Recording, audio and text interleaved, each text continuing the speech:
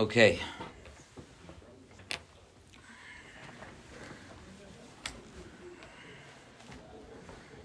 First of all, I should share with you just the Besura Taiva. My sister-in-law, Devorah Tehila Mansbach, that many of you know, just had a baby girl literally like 2 hours ago.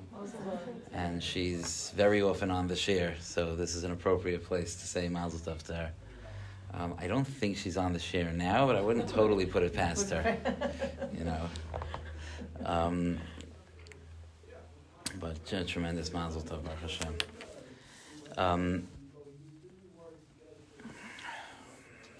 We have too little time and too much to talk about, but let's start somewhere.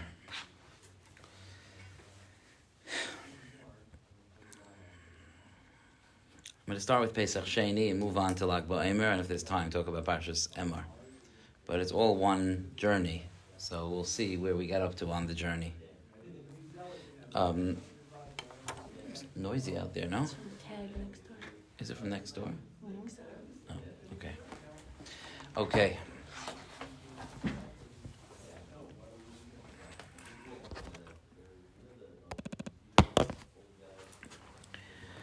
So we had Pesach Sheni this week, the 14th day of Iyar, earlier in the week. Always a few days, obviously, before Lag BaOmer. And Pesach Sheni comes out always a month after the 14th day of Nisan, which is the day that the 14th day of Nisan is when the Korban Pesach was brought. And the 14th day of Iyar is when the makeup Korban Pesach is brought. So the Torah tells us in Parshas Ba'aloischa, "Vayhi anashim asher hayu tmeim lenefesh adam." There were people that were tamei.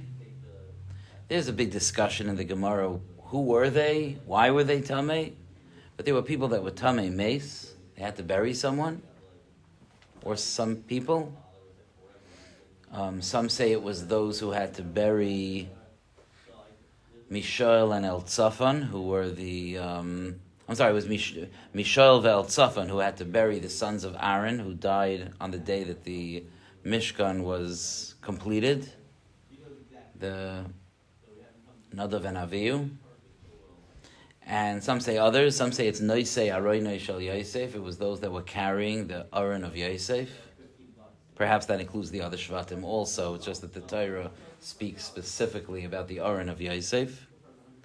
But anyway, so this group of people, however many people it was, this group of people came to Moshe, and they realized that when it came to the 14th day of Nisan, they were tamei.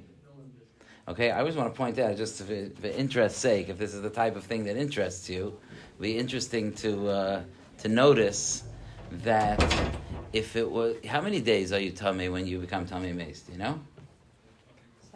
7 days. 7 days. You have to do the sprinkling of the Parah Aduma on day 3 and day 7. Okay? I think it's 3 and 7. I think so. So now what was the date that the Mishkan was completed? Anyone know? Not 7 days before the 14th. How do you figure that out? It seems to say, and Rashi brings that when it says Vayhi Bayoyim Hashmini, it was on the 8th day that Moshe completed the Mishkan, that it was Rosh Chodesh Nisan. If they became tamei on Rosh Chodesh Nisan, so that's 14 days before. So if you hold, just an interesting cheshbon for the teachers in the room, if you hold that the people that were tamei were the ones that had to bury Nadav and Avihu, you have to say that on Rosh Chodesh Nisan they started the 7 days of the Hakamas HaMishkan, and Vayhi Bayoyim Hashmini literally means the 8th day of Nisan.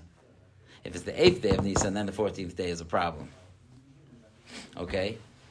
In any event, all cheshbonis aside, there were people tamei, and they came to Moshe Rabbeinu.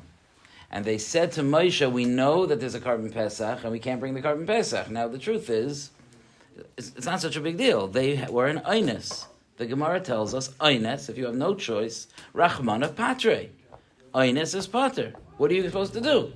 There's nothing you could do. There's nothing you could do, you know. Some of us have had to drive to the hospital on Shabbos, you know. You have to do what you have to do. They were tamei. They couldn't bring the Korban Pesach. There's no two ways about it. So what was their problem? But they came to Moshe and they said, Lama nigara.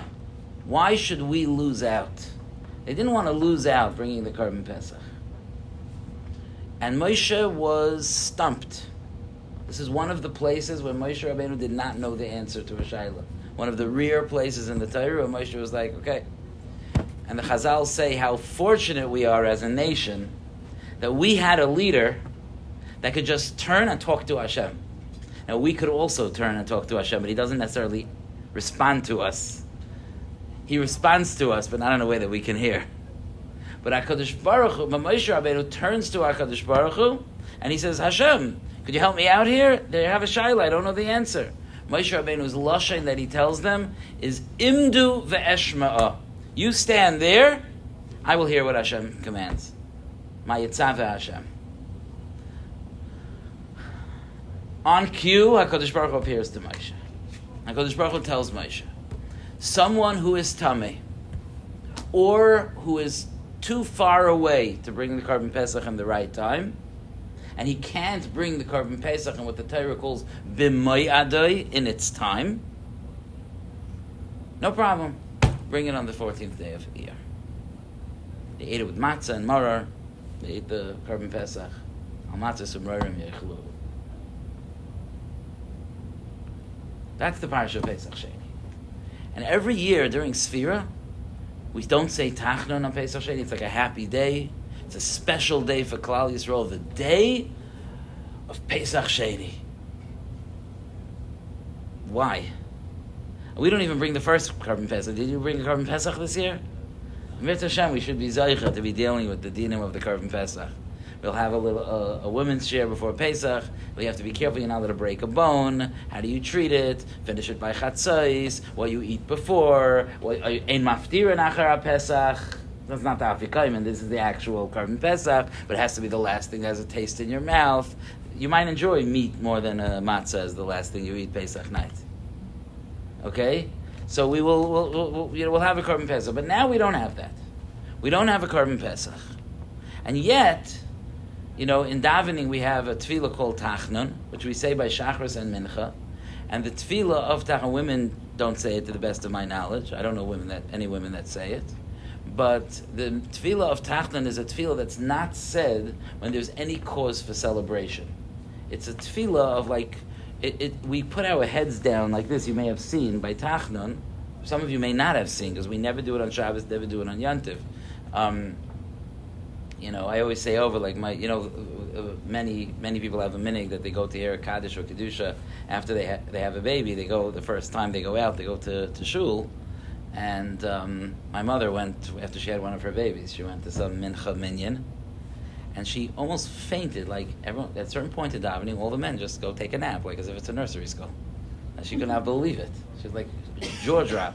Okay, she's been from her whole life, but she never saw a tachla, nor did she know about it. But we have this thing, and that's why we don't say it by a bris. We don't say it on Rosh Chodesh. We don't say it on Chanukah. We don't say it on Tu B'Shvat. We don't say it on Tu B'Av. We don't say it the entire Chodesh Nisan. We don't say it for most of Chodesh Tishrei. We only say it on regular Parav days. Interestingly, which we're not going to get into tonight, we also don't say it in the house of an Oval, on the other side of the spectrum, which is very interesting. It's almost like that's too much. So we say it only in the middle. Pesach Sheni, we don't say Tachnon. To me, what? Yom Kippur Katan we say it, because Yom Kippur Katan it's not a day of Simcha, it's just a day of Tefillah. So if it's just a day of Tefillah, we say it. Okay, there is parts of Tachnon that are included in Slichas. So every morning when we say Slichas, there's parts of Tachnon included. So to me, that's very, very, very meaningful that we don't say Tachnon, because what that means to me is that it's not some theoretical or like a historical interesting note. Sometimes you can be like, oh, interesting. On this day, they have these things, they have these calendars. On this day, 50 years ago, this and this happened. Oh, Pesach Sheni, such a cute day. On this day, many years ago, people used to bring the Korban Pesach. It clearly is more than that. If the halacha is that you don't do something because it's too happy of a day, that means it's relevant to us. This is not an argument that I came up with now.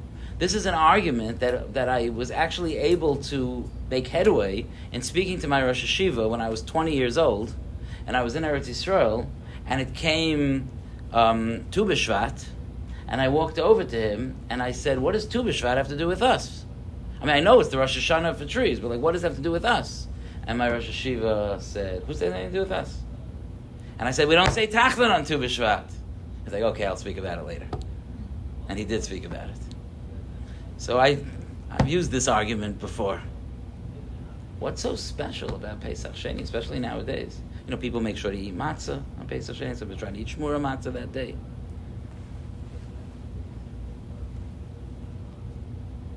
I'll ask you a question, interesting question. The pasuk says that if you're tamei or too far away, you can't bring the Korban Pesach on the 14th day of Nisan. You bring it on the 14th day of Iyar. I'm going to ask you a question that was life-changing for me. This is not an exaggeration, because Pesach Sheni is a very meaningful day for me. What happens if a person comes to 14th day of Nisan? You're like, okay, it's time to bring the Korban Pesach. He goes, I don't care. I'm not interested.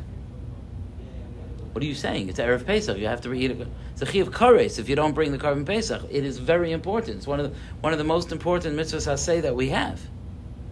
I don't care. I'm not doing it. Not interested. I don't care. And the day passes and he doesn't bring the Korban Pesach. Could he bring the Korban Pesach on the 14th day of the year? I would have assumed, based on what the Torah says, that the answer is absolutely not. The Torah says explicitly that the Korban Pesach is brought on the 14th day of Iyar for someone who was v'lo yocher la'asos ha'Pesach. He couldn't bring the Korban Pesach. Someone's Zoom is not muted. V'lo yocher la'asos ha'Pesach. Mrs. Feld is on the case.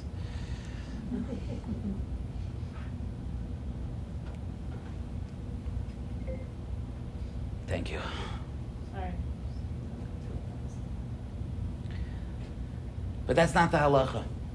The halacha actually is that if someone purposely doesn't bring the Korban Pesach, he still can bring the Korban Pesach on the 14th day of Iyar. Why do I say this is a life-changing question? Why do I think that this question is going to be inspiring to you, even though you never brought a Korban Pesach in your entire life? Because I'll tell you what I think it means. What the Torah is telling us is, there's a drasha, the Gemara in Pesachim brings a drasha, a remez from a pasuk, that even someone who purposely doesn't bring the Korban Pesach still brings the Pesach Sheni. You know what it's telling you? That even if you say, I don't care, the real you cares. Your essence, your pneumius, the core of who you really are is desperate to bring the Korban Pesach. And if you say, I don't care, I'm not interested, so then that core is being held hostage by a terrorist on the outside. But you at the core, every single Yid wants one thing. There's just one thing that we want, and that is to be a servant of HaKadosh Baruch Hu. We want to serve Hashem. That's what we want. Sometimes it gets covered over by a lot of things, a lot of other parts of us. And sometimes it gets covered by other things. So much so that if someone purposely doesn't bring the Korban Pesach, it's called that he's tamei and he can't bring the Korban Pesach, or he's lo yachal la'asos ha'Pesach. He can't bring the Korban Pesach.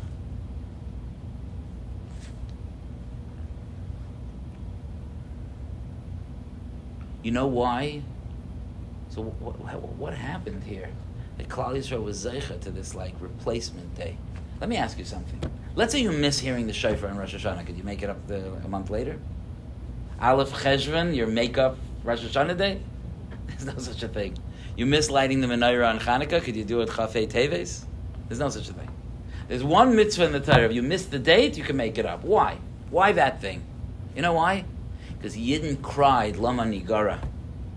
Because when it came to the Korban Pesach, Yidden came to Moshe Rabbeinu and they said, I don't want to lose out.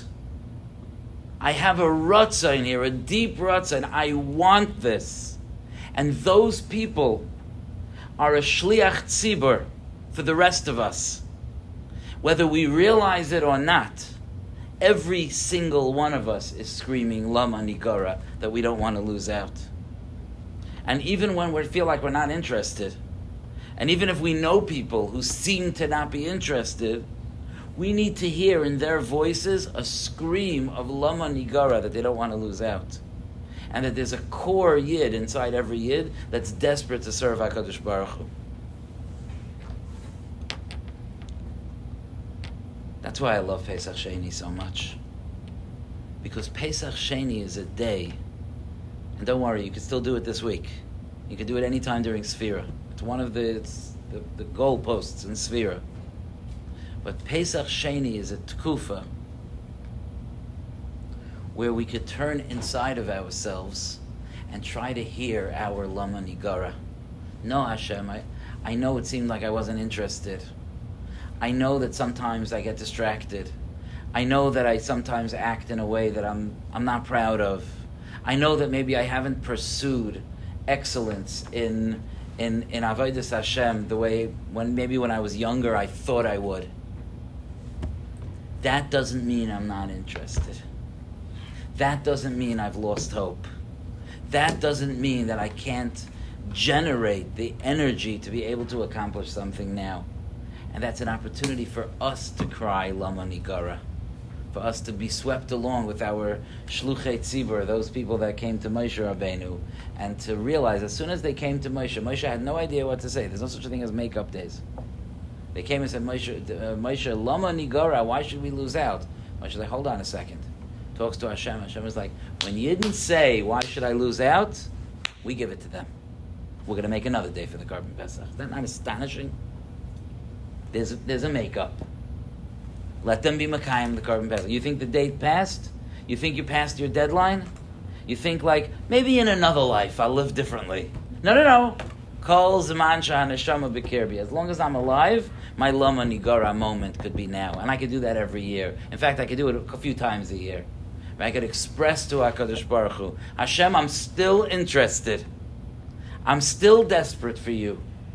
I'm still, at the core of my being, I still know that Va'ani kirvas Elokim li taiv. That for me, what's good for me, what's important for me, what's meaningful to me is to be close to you, Hashem. And we could hear that cry in our Lama Nigara. And I think that there's a reason for the fact that it's a part of the journey of Sfira, because we are on a journey. We're on a climb here, working our way from Pesach to Shavuos. And sometimes when we're on a journey, sometimes happens to all of us. Sometimes we forget that we're on a journey. Sometimes we get, life distracts us. And sometimes the very things that HaKadosh Baruch Hu sent us to be challenges that we could overcome along our journey, we just get distracted. I have this mashal that I say sometimes about a person who applies to work for the CIA, spy organization. And he trains and everything, learns foreign languages and learns how to use codes and technology and so on. And his boss calls him in one day and says, "You're ready for the field. You're ready to go out there. I'm sending you to China. I want you to smell around the streets and to find businessmen and to get to know them and to cozy up to people. We want information about China. This is what we'd like you to do." The guy says, "Okay, but what will I tell people I am?" He says, "We're going to give you a lot of money. We're going to rent you a gorgeous apartment. And you're going to tell people you're a wealthy American businessman who's investing in China." Sounds like a good story, right? So this guy's all ready. He's going to be a super spy. He goes to China. He sets up this big apartment. He has tons of money, fancy tailored suits, fancy restaurants. Starts to really enjoy the life, you know. And he introduces himself to people as a wealthy businessman. You know, you introduce yourself to someone as a wealthy businessman enough times, you start to believe it, you know. And he's going around the party life there, and he's making parties in his house, and he's enjoying all different parts of Chinese cuisine. And you know, there's a lot of people poor in China, but no, this guy, he's with the rich and famous, and he's just having a blast. At some point, back at the CIA, they're like, what's going on? This guy hasn't sent one email. There's zero information coming from this guy. Why? Because he was sent on a mission. But he got so lost in his cover story that he thought it was real. I love that mashal. Because it applies to all of us. We were sent here on a mission. And sometimes we get so lost in our cover story. When I say our cover story, I mean our life in this world, which is important. It's an important element. But we forget sometimes that all of this is to move us along on our journey towards becoming servants of Hashem, developing relationships with Hashem, doing things that bring about HaKadosh Baruch Hu's values and agenda and mitzvahs, and we can forget that sometimes. And sometimes along the way we realize that we've lost track. Who hasn't? After, seminary is in the rearview mirror for quite a few years, and you start to lose track a little bit. The fire sometimes doesn't feel as hot as it felt 10 years ago. Right? It was 10 years ago, right? Right. Yeah. It just doesn't feel as fiery anymore. We've been beaten down a little bit. I want to tell you a vart. I wasn't planning on saying, it's not on my paper. But this happens to me sometimes, that there's a sefer called Arugas Habaysim. Okay? It's a beautiful, holy sefer on Chumash, written by one of the great Rebbes. And this has happened to me a few times. Sometimes I hear a vart from a sefer, and I fall so madly in love with the vart that I just go out and buy the sefer. Because I know one vart in the sefer. Okay, I'm a little embarrassed about that. I don't do it too often, but Arugas Habaysim is one sefer. It's a big 2-volume sefer. I knew nothing about the sefer except I heard a vart on a shir that I was listening to in the car, and I was so excited. I just literally went online, found this farm store that sells Arugas Habaysim, and had it shipped to my house. Okay. What are you wondering? What could this vart have possibly been? So knowing me and my Pesach Sheni thing, you'll understand why this vart also triggered a certain sense of hopefulness and possibility that excited me. The vart is in Parshas Vayetze, and it's part of the story of Yaakov Avinu running away from Esav to the house of Lavan. Vayetze Yaakov mi Be'ersheva vayelech harana. And it says Vayifka b'makom. He came to the makom of the Beis Hamikdash. So Rashi says that Yaakov really passed by it. You know that? He didn't stop. He passed by Hara Moriah, where Yitzchak was brought as his own father was brought as a carbon. He passed by it and he didn't stop. He didn't notice. He didn't realize. And when he was past it, some distance, he was like, "Oy, I passed Hara Moriah." And he said those famous words that Rashi says, "Efsher she'avarti al mokem shehispalalu avoisai v'lo hispalalti." Could it be that I passed by a place that my fathers, meaning Yitzchak and Avram, davened, and I didn't daven there? So he was nasan libay. He decided he's going to go back. As soon as he decided to go back, he found himself there. He had to kfitzas haderech. That's what Rashi says. The holy Arugas Habaysim said, I do not understand this story. We're not talking here about us. we will pass by something and like, what? Oh, right, I missed it, like, I don't know about you, but for me, like, I can go to my car, to start my car in the morning, and realize I left my talis and tefillin in the house. So I go back into the house and get a drink, and come back into the car, and no, I didn't go in for a drink. I went in for my talis and tefillin. So I live like that, okay? But not Yaakov Avinu. I think we could assume that there was some level of holiness, sophistication, having a togetherness, that we can't, like, he knew what was going on around him, and the Arugas HaBaisim pushes it even further. He says, we're not even talking here about a very capable person. We're talking about a person whose Kedusha is unfathomable. He says it's not possible that someone on his Madrega passed the Hara Maria and didn't realize it. It's just not possible. How could it be that he didn't realize when he passed the Hara Maria? Says the Arugas HaBaisim, HaKadosh Baruch Hu made him not realize. Because HaKadosh Baruch Hu wanted to give Klal Yisrael a certain opportunity. And he says, for example, sometimes you go through a Yontif. Yontif is coming. Shuas. A person can accomplish a lot internally on a Yontif. Tefillah, Hallel, Madregas, Simcha. There are things a person can accomplish on a Yontif. Sometimes a person goes through a Yontif and we're distracted, like my CIA agent, my fancy spy story. You can see what I read as a kid, like we could get so busy. You ever have that? We get so busy making Yontif that we forget about Yontif. Right? That happens, right? You think it's not. You might think I'm like, yeah. He thinks of us women. We're in the kitchen. We don't. But for him, of course, he's in the base medrash. No, it happens in the base medrash also. You could be so busy doing the inyanim of Yontif that you don't realize that it's Yontif. It could happen that way also. I could be so busy making up speeches for Yontif that they're going that way and not this way. You understand? That I'm not experiencing the Yontif. It could happen. It's a psychona. It could happen. And I will not say that it has never happened. It could happen. You get so busy with I have to be mechazik everybody, that you forget that you're also one of those people. So says the Arugas HaBaisim, sometimes a person can go through Yontif, and the Yontif is over, and he realizes nothing changed. Did not take advantage of the Yontif. Avarti al makom shehispalalu avoisai. He passed the holy place, did not take advantage. Didn't daven. Who knows what we could accomplish if we daven our hearts out on a Yontif? Who knows what we could accomplish if we sing Hallel on a Yontif? Who knows? But my head was elsewhere. We get caught up with things. Kids are having tantrums. Like it takes up our...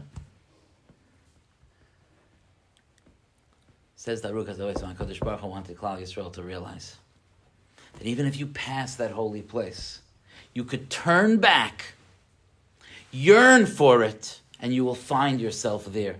Says that Arugas HaBaisim, that means that you are yearning for that madrega. You are feeling of, I could have accomplished something. Itself brings madregas. That itself is powerful. That itself leads to aliyah. And HaKadosh Baruch Hu hears that. And that's why Hashem made it that Yaakov didn't realize until he passed, so that Klal Yisrael could learn what happens when we look back with regret and yearning, and how HaKadosh Baruch Hu responds to that. Isn't that not beautiful? Wouldn't you buy the Sefer if you heard that part? I just had to buy the Sefer. I just had to have that in my house. But it's not just true about a Yontif, and I'm sure that Arugas HaBaisim didn't just mean it about a Yontif. It means every opportunity of Kedusha that we might have missed. It means every year that maybe Rosh Hashanah time we were planning that this year was going to be a very special year of Ruchnias, but then the year started, I don't know if you have this. In my life, the most serene time the last couple of years of my life is the summertime. I learn actually a couple of hours a day. The things are a little bit less busy. I'm not traveling into Queens. Things are quiet here. People talk a lot in Waterbury in the summer, by the way. It's an issue. There's a restlessness. Do you know that? I don't know if you know that. There's people get restless and talkative in the summer. But for the most part, there's a certain serenity. It's the summertime. Long days, it's comfortable. I wander, as many of you know, who live near me, I wander around the neighborhood a lot, right?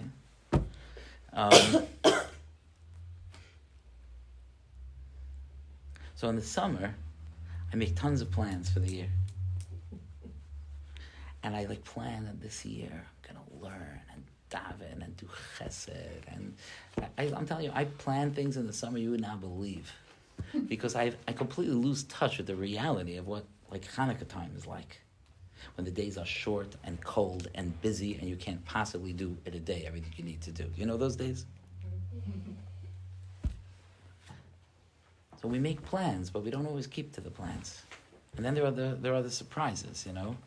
Hashem is very interesting in the way that the Hashgacha brings about surprises. Things that we could not possibly have known to expect.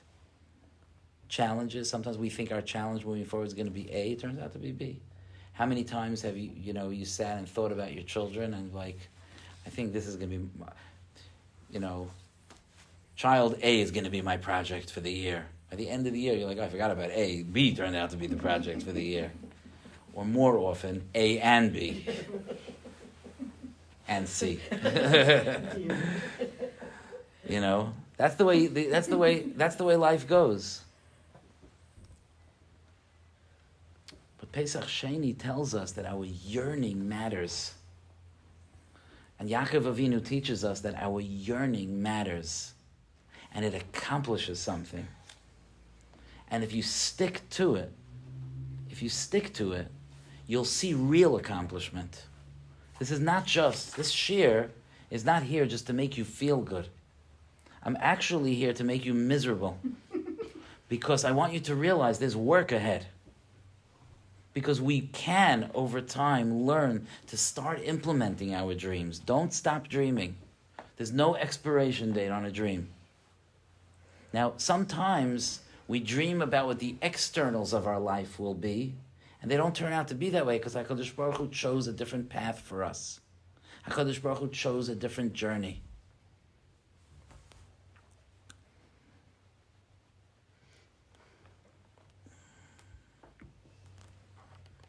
I see this with my children, and I'm sure many of you see it with yours, that when they're young, sometimes you could kind of map out, oh, this is the kind of kid that's going to do this and this and this, and you could kind of try to map it out. And sometimes HaKadosh Baruch Hu had other plans. HaKadosh Baruch Hu had other plans, life didn't turn out that way. And my nisayon turned out to be something different. I have this with many things in my life. That this is not the script that I wrote. This is not. Sometimes we're very childish about it. We're like, Hashem, hello, it's not the script. But HaKadosh Baruch Hu knows the journey that we need. Certainly none of us planned to not have enough money. That was not in our, when we came home from seminary, we're like, okay, I shouldn't say that. Maybe some people do, but parnasa, health, chinuch, shalom bayis, where we live. Okay, when I came home from Eretz Yisrael, Waterbury was a city on the map that had nothing to do with any Frum community at all. Okay, the last Frum community, people thought Waterbury, maybe some people knew that Rav Gifter was here. Maybe. There are surprises. That's not what I mean when I mean that a dream doesn't expire. When I say that a dream doesn't expire, I mean the spark of who I want to be to myself, my relationship with HaKadosh Baruch Hu, that I want to have nachas from myself, and that I want HaKadosh Baruch Hu to have nachas from me. And I want to feel like I'm contributing to Hashem's world. And there was a time in my life that I was very passionate and sure that that's the path, that's going to be the straight path ahead. But in all of our lives, HaKadosh Baruch Hu surprises us with what the details of our journey will be. The point of Pesach Sheni is not that we could change the external realities. Adarabah, I don't know that we want to, because this is where our shleimus lies, in these challenges. This is what HaKadosh Baruch Hu created us for. Hashem created us for this. But we can still not give up the dream to be a certain kind of person. To be a person who's contributing, who's inspired, who's on fire. To be that person. And that's something I know. I know that the Derech HaOlam is The derech ha'olam is that with rare exceptions, the fire starts to get lower and lower. It's like when you're sitting by the campfire for a long time. The fire starts to get lower and lower and lower. And sometimes it gets harder and harder to stoke the coals and to bring the fire back. But it's our job not to give up. And it's our job to keep at it. I have to tell you, some of you know me for 20, 25 years. I have to tell you that, to use my own father as an example, who went through very, very, very many challenges in his life and difficulties. And there was a tekufa of his life that he was so saddled with difficult things that he was dealing with that it was hard to see joy on him. It was really hard. And at the core, he was a Talmid Chacham who just wanted to learn.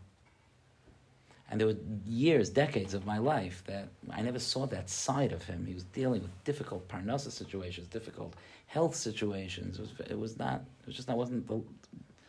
the goal that HaKadosh Baruch Hu gave him. But he has a certain unbelievable koyach to not put a dream to rest. He told me once, it had been probably almost 2 decades since he left the Beis Medrash. And he told me, to me, it's Bein Hasdara. I can go back this afternoon. Can you imagine? That's what he told me. And it's hard for me to believe that the reality right now, Hashem should help him to be healthy and strong, that the reality right now is that he sits and learns day and night. Happy, productive. He put out 2 Sfarim. He's in the middle of writing a 3rd. He put out a sefer first on Chumash Vayikra. He wanted to start with an easy one. He did Vayikra, then Devarim. Now he's in the middle of Bereshis. I called him the other day. Ta, what's doing? He was like, I don't know, I'm completely in Kayin and Hevel right now. Like, it was almost like, I was asking, where are you? I'm in Kayin and Hevel.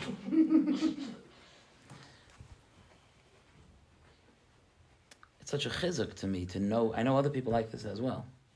It's such a chizuk to know someone like, the details of his life, he could have never predicted, and neither could I have predicted. The twists and turns, the challenges, the ups and downs, the nisyanos, that's HaKadosh Baruch Hu's gzeira.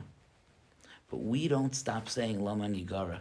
We don't stop wishing to succeed internally, to live in a way that we're proud of ourselves, to live in a way that we know HaKadosh Baruch Hu is proud of us. We don't give up that lesson. We look back, even if we feel like it's behind us. We look back at the Makom She'espalalu Avaisai. We look back at the holy opportunities in our life, and we yearn for them. And HaKadosh Baruch Hu responds to that. So that's my message tonight. The message of Pesach Sheni is, as many of you know, when your children get to 5th grade, you know that the first sugya that boys learn in Elu Metzias in 5th grade is the sugya of Yir Shalai Midas. Are you familiar with Yir Shalai Midas? I remember it. What? I remember. You remember it? What it meant. I just know by heart. Yeah. So you will. I mean, there are women in the community who actually Chazer Gemara with their kids. Or sometimes if the husband's working or whatever, you have to do that. Yir Shalai Midas. I'm going to end off with this. Let me tell you what Yir Shalai Midas is. Okay? Yir Shalai Midas is a sugya in Bava Metzia that talks about the fact that there's when someone loses something and you find it, you have to return it to them. But if the person gave up hope of ever getting it back, you're allowed to keep it. In very short. And that's very short. Okay? Yir Shalai Midas is what happens if the person lost it in such a manner that when he realizes he lost it, he's for sure going to give up, but he just didn't realize he lost it. Like, for example, imagine you're walking with a $10 bill in your coat jacket pocket, and you're walking down Cook Street, and it falls out of your pocket. When you realize it's missing, you're going to think, oh, I'm going to go find it? No, it's gone. It's on Cook Street. Either it blew away, or more likely, someone's eating pizza right now. Okay? but you didn't realize it. So is Yish Shaloi Midas called Yish? Is that called giving up? Or it's not called giving up? But they say, the Darshanim say, we teach our children that sugya first, because we want them to know that Yish Shaloi Midas. That giving up, that's not das. That's not the way we live. That's not thoughtful. That's not the way Yish is Shaloi Midas. And that's our job. Our job, and I know I'm a bunch of women that get together on a Wednesday night after a long day to learn Divrei Torah are the inspired people. That's who I'm speaking to. And yet, I know myself how badly I need the chizuk. And that's what I'm here. That's the message I have to share. That Pesach Sheni this week is the week of second chances or 10th chances. This is the week of remembering what our fire and passion is and yearning for it and finding ways of connecting better with ourselves. Sometimes we have some cynicism that grew like a scab over our fire. Sometimes we have some pain or bitterness that grew like a scab over our fire. But the week of Lama Nigara is a week to try to peel back those scabs and to try to ignite that fire again. HaKadosh Baruch Hu should give us all the siyata d'shmaya to be able to just touch the fire a little bit, and Be'ezer Hashem, it'll start blazing. Be'ezer Hashem in many ways. Yashikayach.